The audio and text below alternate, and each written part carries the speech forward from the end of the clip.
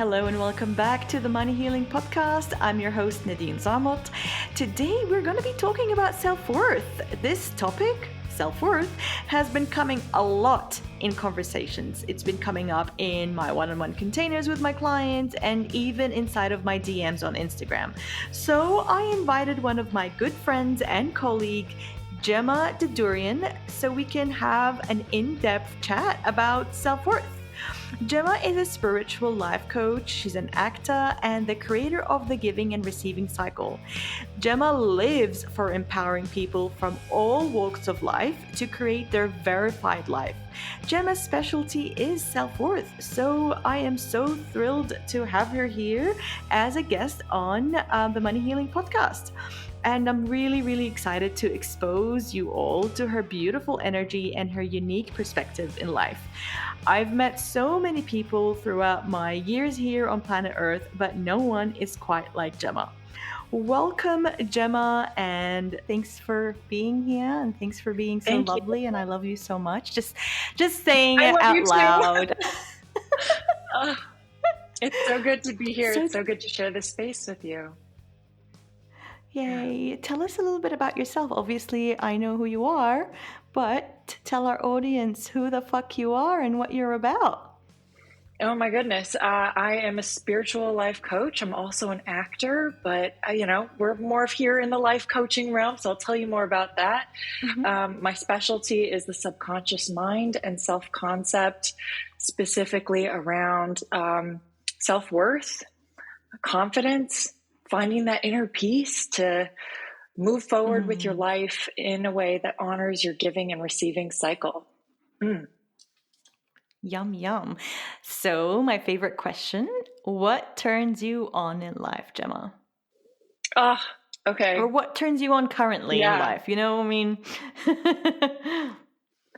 I'll take the broader approach. What turns me on is teamwork, connectedness, that vibe you get when you're just vibing with another person and it's going great and you're co-creating together and it just feels like, yeah. What does it feel like, Gemma? The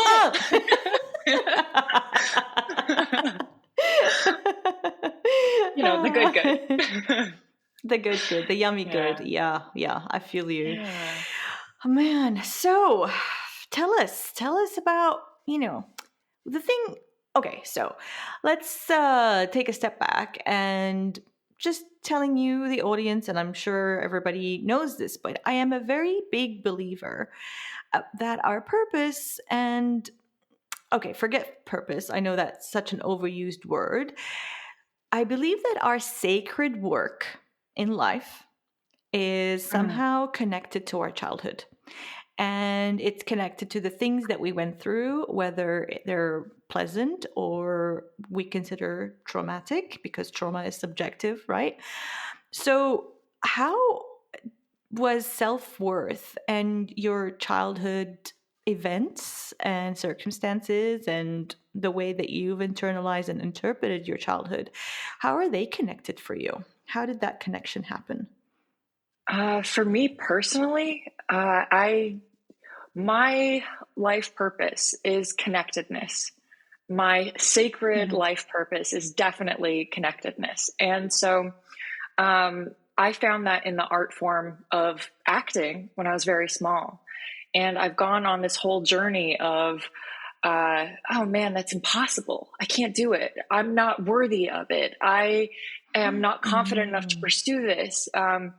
With certain traumas that actually happened in adulthood. And now, a little bit farther along from that spot, I've reclaimed who I am, and in that, my sacred life purpose, and that has allowed the film industry to open up to me again in a really cool way. And it's allowed me to find life coaching, which I freaking love, because it's just another form of connectedness and supporting others in connecting to themselves, to others, to their dreams, to all the juiciness. Yeah, that's the nice thing about the work that we do, is that it's not just our connection to our clients or our audience. It's also giving our people, our, like clients, audience, whatever you want to call, this permission slip to connect within themselves.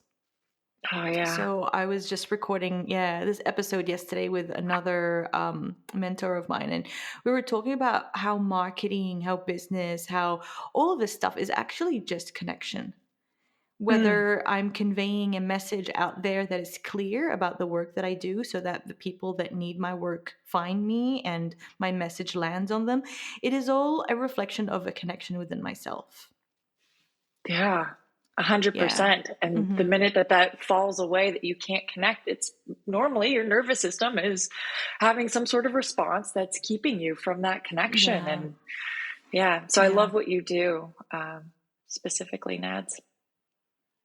Thanks. I love what you do too. That's why you're here. And that's why I hired you once upon a time. So mutual respect and love and adoration. So yeah, just going back to that, like it's a good point that you mentioned here is that when we're in a nervous system response, we lack this connection.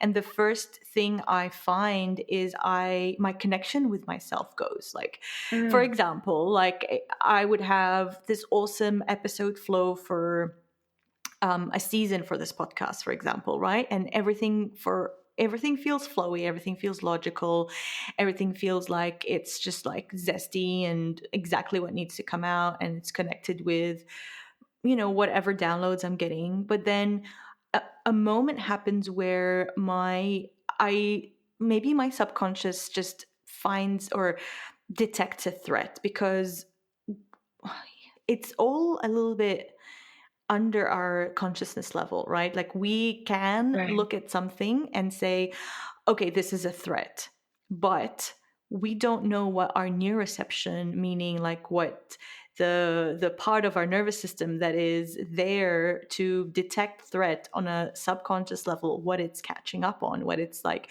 oh, this is threatening. Because as I said earlier, like trauma is subjective.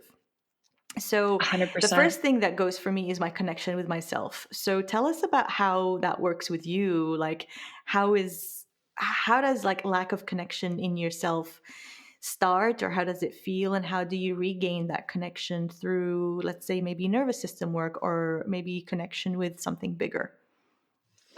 So, how I'd put this into words personally is that, like, You can sing it if if you want. I mean, singing is fine, yeah. okay, so how I put this into song personally. No, we're not singing here. It's not a musical, right? We're in coaching land, not acting land. So how I would put this into words is that when I start to feel that disconnection, it's two things happen. I'll have some Hmm. sort of a challenge where I will question myself, whether that be because I don't know, like I'm undervalued by an external force, or internally Hmm. I'm undervaluing myself because I didn't live up to some ideal or something like that. So we're going to go with that scenario Hmm. in my head. Okay. Yeah. Um, and then like mind automatically can start going to this place of like, well, I'm broken in some way, and therefore I'm not worthy of happiness, success, love, whatever the thing All the is. things. Yeah. Yeah. And then so what does mind do? It stops, it stands still, stop taking action, stop your giving and receiving cycle, Hmm. stop moving with life, Freeze.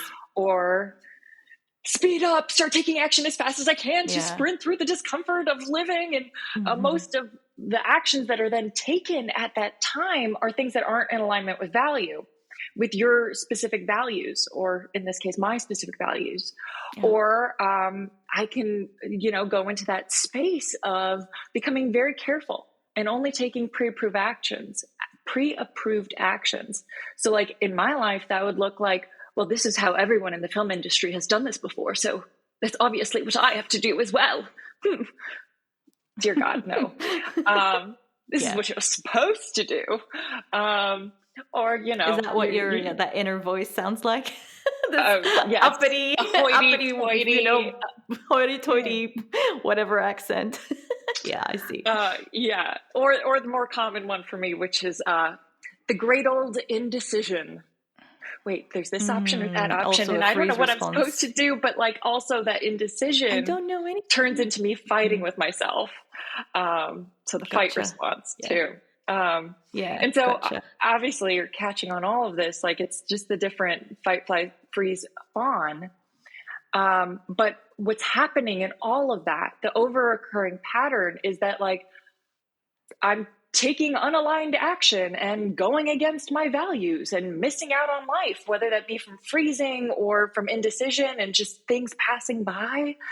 And all of that is because the self-concept has become, I'm not enough. I'm not worthy. Yeah. And The so core the way wound, you go back to that core wound that is the foundation of our beliefs. And that is why I always say mindset work is not enough. It is the starting point of doing healing work, like the deeper healing 100%. work. But yeah, like thanks for confirming that, because that's something I've been working on creating for my community. Just that awareness that mindset work is not enough. And there's a lot that people need to understand. I've got so many people that come to me that, you know, like they're at the very beginning of their money healing journey, and they're like, I do all this mindset work around money, but I feel like even less worthy than when I started. Like everybody in the XYZ group that I'm in, the mindset group or whatever, everybody's like, oh my God, affirmations, and everybody's doing well, but I'm feeling more and more broken. So let's just put this conversation on the side for a second, because I'm going to tie it back with the next question that I want to ask you, which is talk to us about your giving and receiving cycle. This is something that I'm going to say that it's not really an invention, but your interpretation of the giving and receiving cycle and the way you talk about it is quite unique in the industry. So let's talk about that, and then circle back to what we were just talking about earlier about how when we perceive threat, whether it's on a conscious or subconscious level, it kind of interrupts that giving and receiving cycle, meaning the giving and receiving. Okay, I'm not going to spoil it. I'm not going to spoil the arc, but tell us a little bit more about the giving and receiving cycle, and how did you come to this like deep understanding of such a cycle? The giving and receiving cycle is my little brainchild.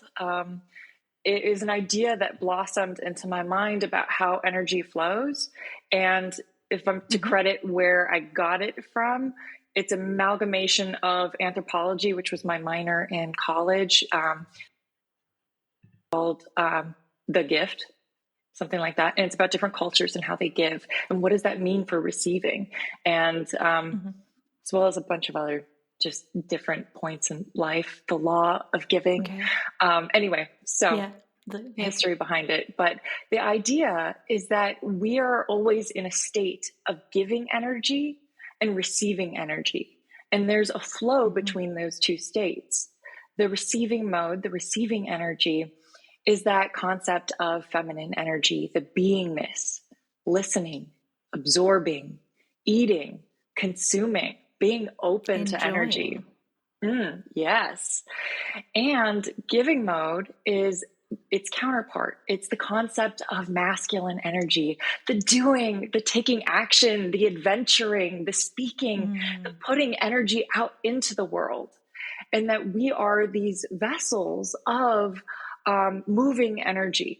Both, we are meant to receive energy, we are meant to give energy. And when you got that flowing between two people, that's connection, that's connectedness. You can even feel it between yourself and art.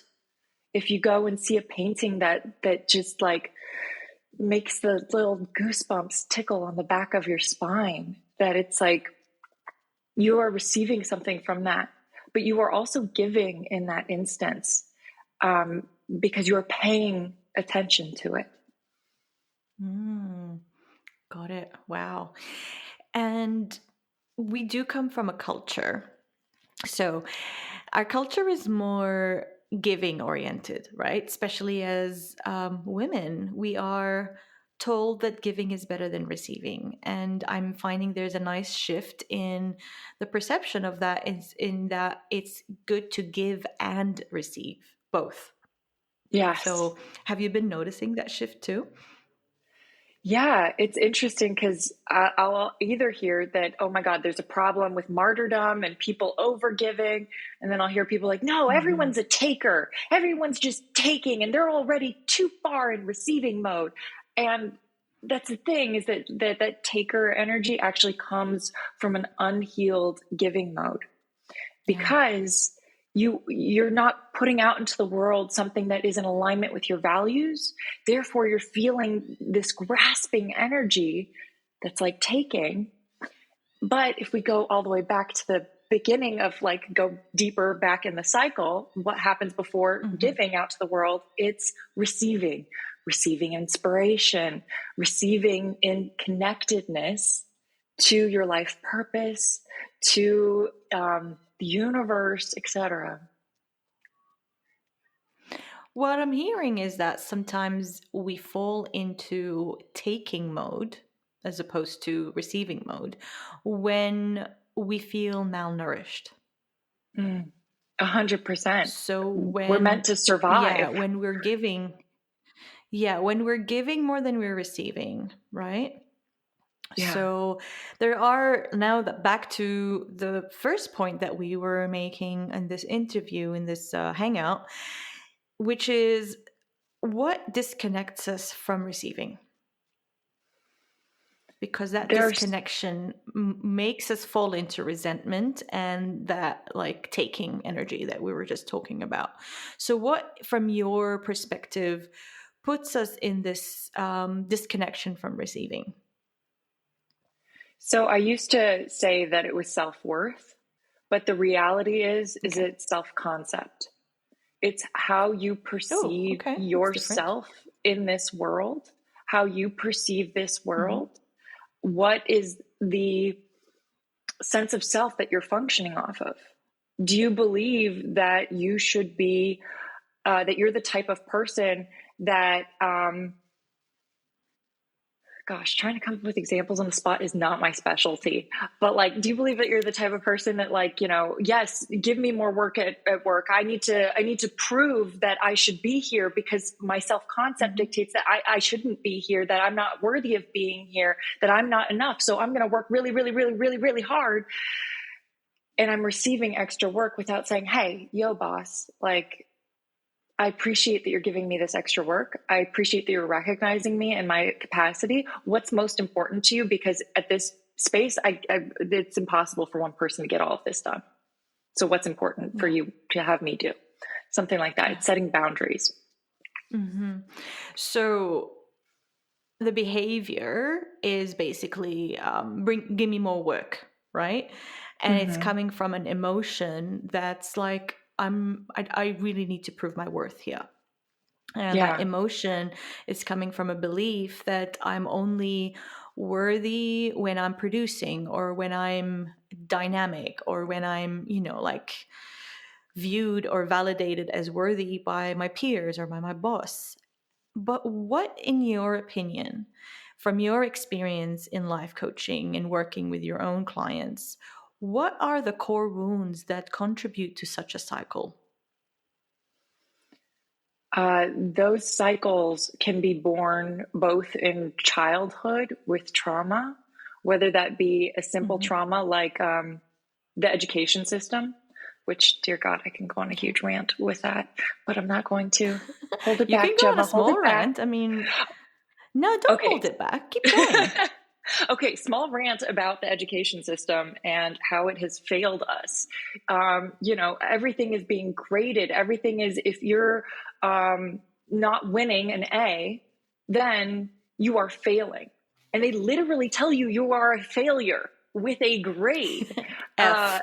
Mm-hmm. F, you are a failure. No, you're not a failure. What if the teacher is a failure for failing to teach them that topic? Like whose responsibility is that exactly? We're placing so much on a small child that Yeah. that at that point in their development, there's so many studies that show that it's so much more beneficial for them to move in their own creative direction and Yeah. see what's really interesting to them. What do they want to ask questions about? Where do they want their Goodness. curiosity to flow? Yeah. Okay, ending rant. Oh no, I think you bring a very important point, because a lot of times we just bang on ourselves going, why is my self-worth so low? Why do I just like wait on others to validate how good or important I am? And it's important to see that sometimes it's not something that it's not a decision that you made. Like, you have never, I don't imagine anyone has woken up and decided when they were kids that I'm just going to be not worthy. That's just, easier. Yeah. Sometimes that decision happens subconsciously because it's easier not to be seen. It's easier to kind of like slip under the radar, especially if there's emotional or physical or other kinds of abuse at home. However, sometimes it's the system. And I agree with you, like that system of you're a winner, you're a failure. Like, how many times have I come home with good grades and my dad would literally ask me, how much did blah blah, like what was blah blah's grade? One of my friends, Oh, just to compare me straight away. Like, I'd be 90. Who got a 99? Oh, well, sorry. Like, I mean, I just go back to my room deflated. You come so home much excited cringe. about that, but then I know, right? But that validation of like, I got a good grade, meaning I'm a good girl, meaning, and Yeah. then the whole cycle of like, dad, can I have this? Only if you get good grades. Conditional love, right? And what So happens it's with not that? necessarily, yeah. It How makes do me you so angry. internalize that as a child? Right? Yeah. Like, when we're children, we have very limited maturity, very limited emotional tools. And Mm. that is the core of our beliefs. So that's why I always say you didn't have to had like a traumatizing, crazy, dramatic childhood trauma or like situation to cause childhood trauma. Trauma is basically what you did and didn't receive in childhood. And if you didn't receive like unconditional love and didn't receive those nuanced elements that are so important for your development and for your sense of self-concept, as you put it, Mm. that is also traumatizing. And obviously, we're not going to gloss over the fact that there are some really traumatic events that happen that create a lack of self-worth or deficiency in self-worth and self-concept, like having a parent that works all the time, or a parent that abuses you, or a parent that literally tells you you're a piece of crap. And Yeah. I had that. I have had my father tell me that as long as I'm my mother's daughter, I'll be a piece of crap. So, I mean, what do you think that did to me as a child? That was really crap. It's Yeah. really painful, and everything that I work on really boils down to that piece, that core wound of like, why did my dad say that to me? Why did he? Like, why did he do that? Like that confusion from a child, even as a 41-year-old. I sometimes go there. I sometimes like just find myself just grappling with like, why am I feeling this way? And then it just goes back to that. Because yes, we heal, yes, we do the work, but healing doesn't really erase your past. What it does is that it changes your relationship to your past. Your past no longer overshadows your present or your future, but Right. you befriend it, and you also extract the lessons and the purpose from it. Because like I said earlier, I'm a big believer that our purpose lies in our trauma when it's sifted through and healed properly, not in a way that's bypassing, or so yeah. Yeah. Just, that's my rant. I'm so glad that you shared that. It's it's it's so important to recognize like those moments in childhood, like whether you're doing it with your money wounds or with your love life or whatever it is, whatever you're using as the healing mechanism. Because it's like, when we experience shame, it's like our soul splits in two, and part of our soul gets, oh, that's the part of you that's like, oh, too much like your mother, Nadine, too much like your mother. Let's shove that deep down into your shadow and not Tone look it at down. it again. But hey, wait, that's where the gold lies. So I know, as an adult, the coming too back much up, like you're your like, mother. Oh, sorry. oh, go ahead. Yeah. No, like the thing that was my dad used to complain too much, like the most about, is like my mom is very passionate and loud and like boisterous and like just passionate, and I'm the same. And he would be like, I fucking too love much, that like you about said, you. like too much like your mother. And I know that's what I was gonna say. Like this is what everybody loves about me. It's how expressive and passionate I am. Yeah. And you can even see it, like you could see Yeah. it in you, Nads, that like as you're just being you in this moment, in this expression of your full self without it just being shoved down deep into your shadow. It's like skiing almost, where you're not thinking like, am I worthy enough to like laugh like this? Am I Right? worthy enough Yeah. to like do anything? And it's beautiful. The funny thing is that just what you were mentioning earlier is that how you enter, what gateway or window do you use to enter that core wound? Because that showed up also when I was single. So I was married and then I got divorced, thank God.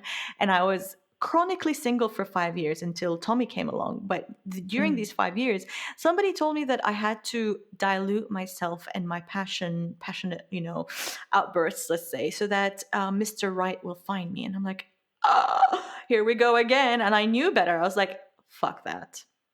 And somebody even Yeah. told me, Nadine, you spend too much time doing circus and going to rock shows. You're not going to find the person you want over there. I did. Exactly. But it's like, who's Mr. Right? The person who is guiding you and like guiding you towards their Mr. Right? Or like you actually being connected, bringing it back to connection, to yourself, to your heart, and like allowing yourself to be your you-iest you. And that's what I mean by self-concept as opposed to self-worth. I used That it's that about two episodes ago. You-iest you. Yes. All of my clients are sending this training that's like, if you don't know what goal to aim for being your you-iest you. Because that's like the key of it all. Because what's happening with any of this shame or trauma response is that we're shutting down parts of ourselves, and the full varied self, the you-iest you, is what is here to shine. It's what's always been here to shine.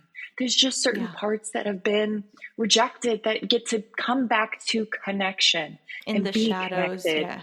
Yeah. And the thing is, like, the more safety you feel, whether you're in a program with a coach or whether you're in a situation or a relationship where you feel safe. And I don't mean like, the doors are locked and like I don't mean literal safety. That is obviously very important, like having financial security, food on the table, a safe house, clean, all of that.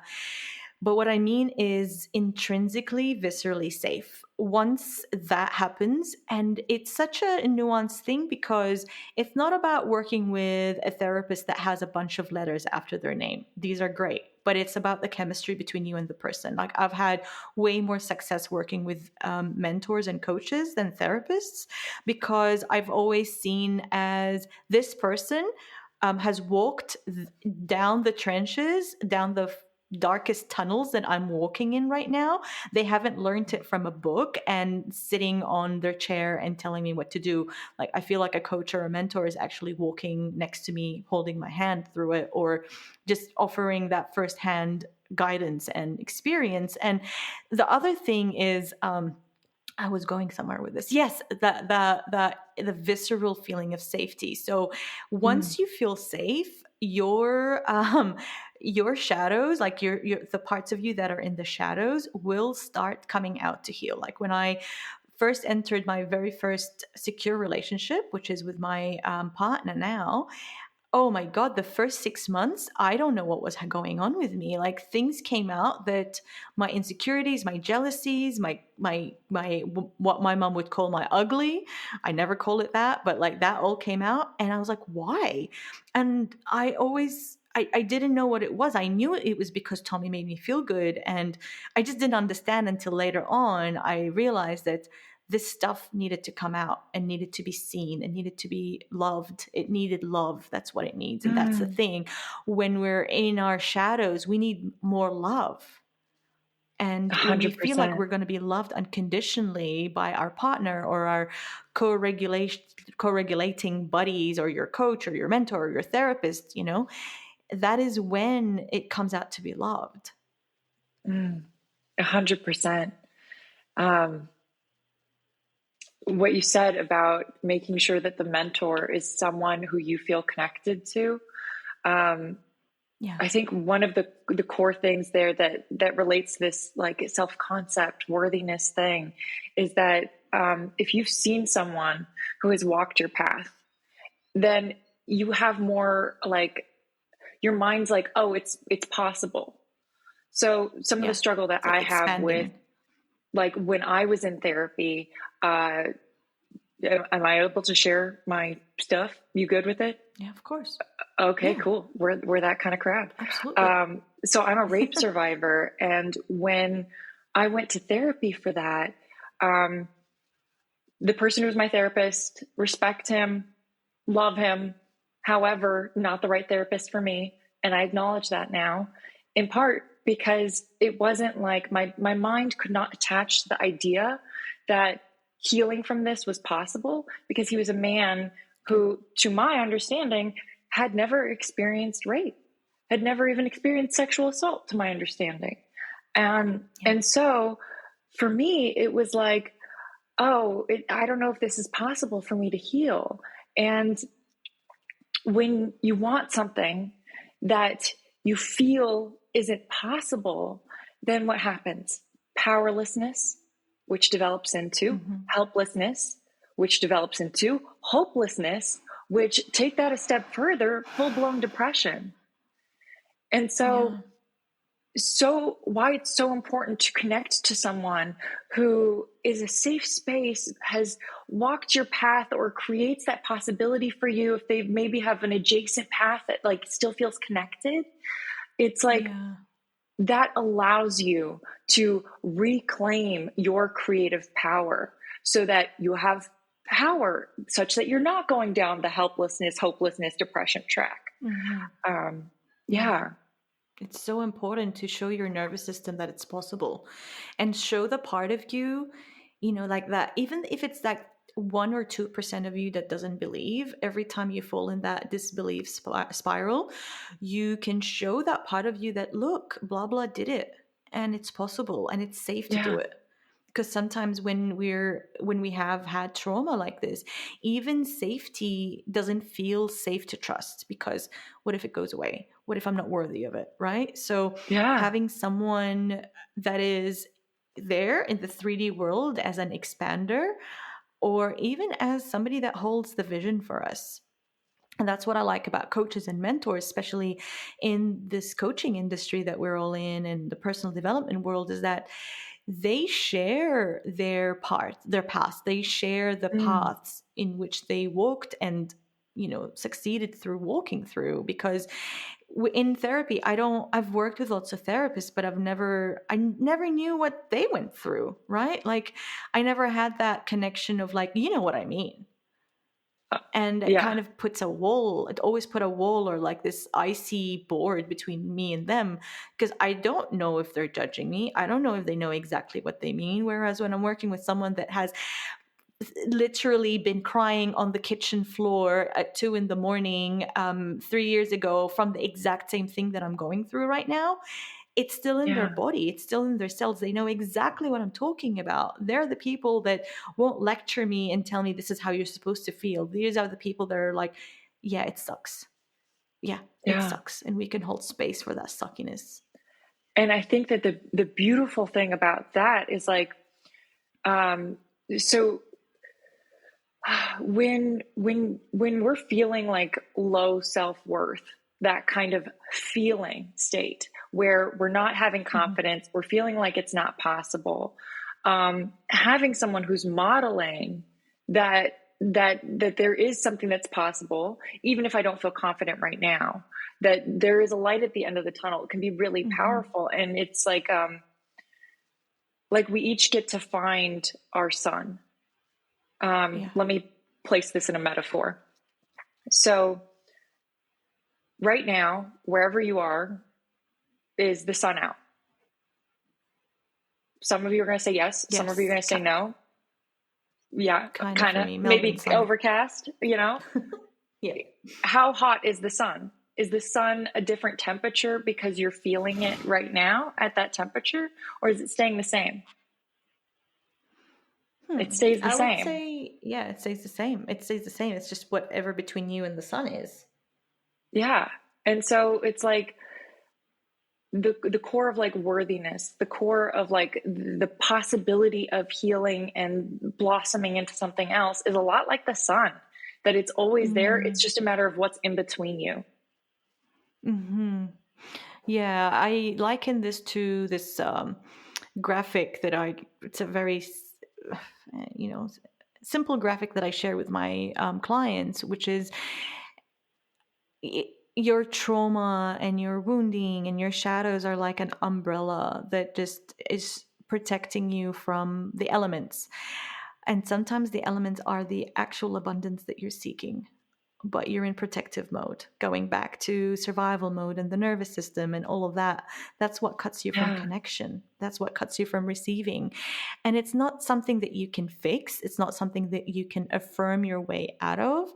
It is something that you heal. That is the only word that I can 100%. use. I mean, I can go on word hippo and find derivatives or like other words that sound like healing, but it really is healing because there's no fixing. There's nothing wrong with you. You can't fix yourself.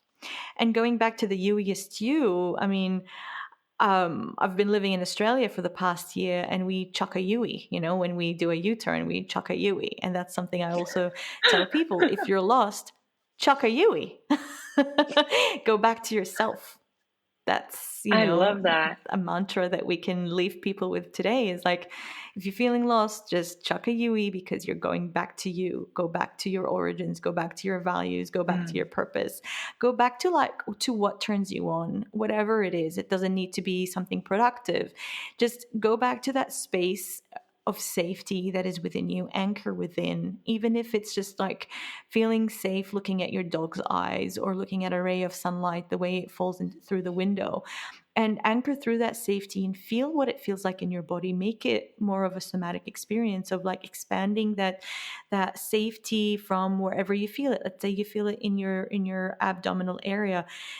Anchor in, feel the texture of that warmth, feel the colors, and try to expand it through your body, because that is the security and the fulfillment that you're always chasing from outside of you is always within. And the knowing and the wisdom that you're seeking, even when you're hiring out, is always within you. And please just hire someone that takes you back to yourself, that asks you to chuck a Yui, not somebody that's pretending or like marketing to you that they're going to save you or that they're the guru for you, because guru is who takes you from darkness to light. And that is your job. You are the only person that can take you from darkness to light. Yes, you might need some hand holding. Yes, you might need a guide. And like we said earlier, you might need somebody to hold that flashlight for you while you're navigating your shadows in the darkness. But ultimately, it's you. So, yeah. I love that. 100%. So that's my pet peeve these days about being in the coaching or personal development world. People that are either telling you that mindset work is enough, and or people that tell you that like slam on your pain points, but then tell you they're the guru. They're the person that will get you out of the pain points. What's your pet peeve these days? Because there's so much out there. I mean, just, gosh. Honestly, one of my new pet it's all about peeves honestly. is is the idea that you can grow self-worth. I mean, that used to be like self-worth was my domain, but I actually don't believe anymore that you can grow self-worth. Yeah. Tell us more. Shall I go further on this? Of course. Yeah. So the goal isn't to become worthy. The goal, I don't want my clients to feel worthy. Why would I want them to feel worthy? Before all this shit happened, you didn't even question worthiness. Wait, you're laughing at me. Why are you laughing so hard? I love what you're saying. Keep going. It's Okay. tickling my my good part. So go. You should see Nads's face right now. She's like bright red with laughter. So I had to ask. It's happiness. Yeah. So like, I don't want my clients to be worthy. What I want for them, what I intend for them with working with them is for them to flow through life, honoring their values, moving with their giving and receiving cycle, which back to the skiing metaphor is like skiing. I want them to feel like they are skiing down the most powdery, fresh snow in the most lush forest with the smell of pine trees and cinnamon filling the air. Because when someone's actually like in a healthy state of nervous system regulation, you're not questioning, oh shit, am I worthy of taking this turn with my skis? Like, doesn't even occur to you, does it? It doesn't. You're in the moment, right? Like you're connected. Connection happens in the present, and disconnection or dysregulation that breaks you from the present, and that's when you start questioning your worth or questioning your like being an imposter or a slew of other things. That's so. The question is like, and that's not to you, Gemma. That's to everyone listening. Like, how can you cultivate that self-awareness where you know that the moment when you kind of break free from that connectedness within yourself, from that regulated state? Okay, so.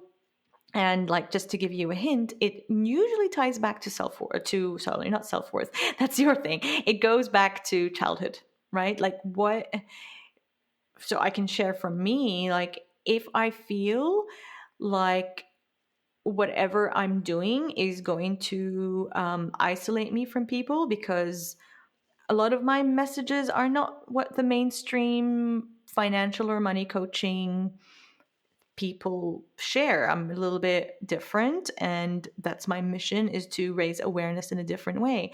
Every time I feel like I'm putting something out there that's going to isolate me or put me under scrutiny, I feel threatened, because that is my core wound, which is abandonment.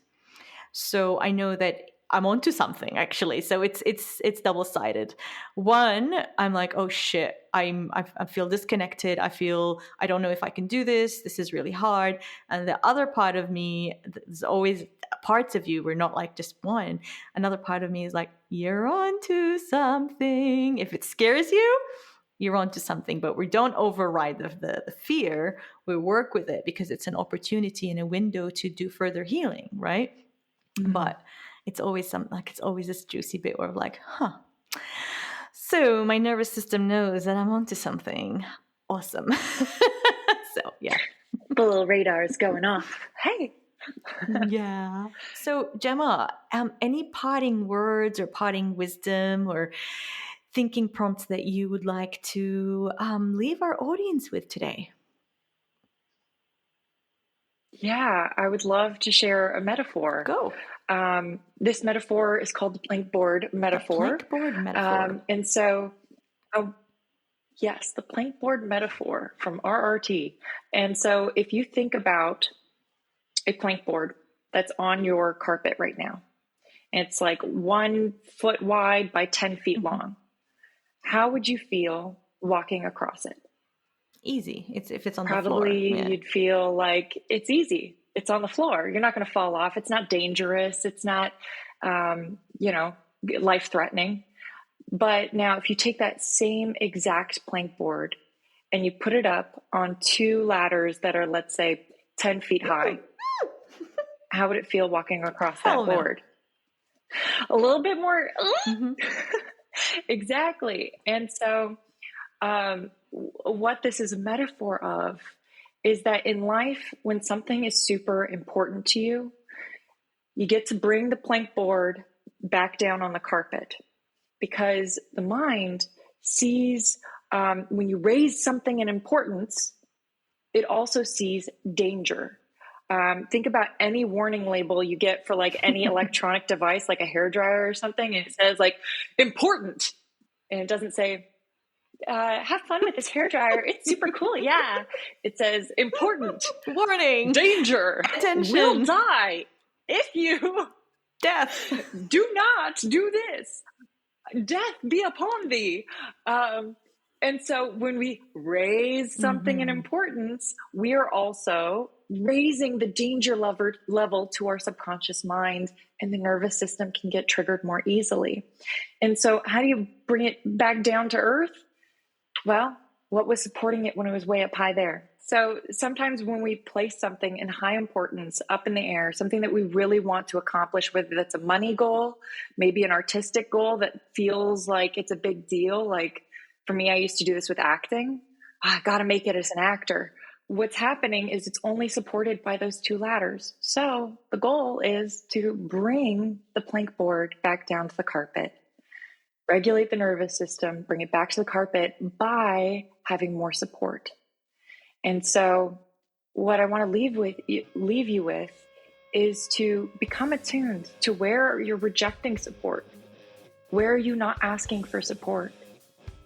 What's the story that you're making up that you got to do it on your own? Because the reality is that connection, when we have the combined power of connection, so much more becomes possible. So much more becomes achievable. Yeah. We're not meant to be doing all this on our own. So thanks, Gemma. Where can people find you? People can find me on Instagram. On Instagram, I have I have a private Instagram group. I call it a group just because to me that's how I treat it. And my handle is @GemmaVerified. And same name, same website. If you want something free and fun, I've got a meditation on there that is free and fun on the main page. I love your meditations. Thank you. I love creating them. Yeah, I'll pop the link in. Great. Yeah. You're good at them. Cool. All right, everyone. You can find Gemma on her Instagram, Gemma Verified, and on her website, Gemma Verified. And I highly recommend any meditation that Gemma puts out because they're really great. She's got this voice. She's got the voice. Why, thank you, my love. Again, Gemma, thank you so much for being here. Thank you for sharing your wisdom and sharing openly and so vulnerably. And thanks everyone for tuning in. And I will see you all next week on the Money Healing Podcast.